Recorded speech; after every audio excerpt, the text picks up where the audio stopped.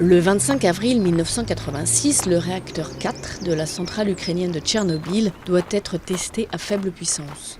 Les barres de contrôle régulant la fission nucléaire sont abaissées avant d'être remontées face à un risque d'arrêt complet. Mais les agents en place violent les procédures, bloquant d'importants systèmes automatiques d'arrêt. Les erreurs de manipulation, conjuguées à des faiblesses du réacteur, conduisent à la catastrophe. À 1h23 du matin, le 26 avril, le réacteur échappe à tout contrôle.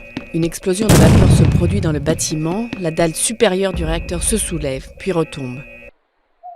Un panache radioactif s'élève jusqu'à 1 km dans les airs. Il va traverser l'hémisphère nord. Officiellement, plus de 8 millions de personnes ont été exposées aux émissions radioactives en Ukraine, Russie et Bélarus seuls. Les sols sont contaminés sur 155 000 km². Jusqu'au bout, Moscou tente de cacher ou minimiser l'accident. L'ampleur de la catastrophe n'est révélée au reste du monde que quand le nuage radioactif est détecté en Europe du Nord, quelques jours plus tard. Pendant les 4 années suivantes, des centaines de milliers de liquidateurs sont mobilisés à Tchernobyl pour décontaminer le site. Les 3 autres réacteurs continuent pendant ce temps de fonctionner. Le complexe sera fermé en décembre 2000, 14 ans après l'accident.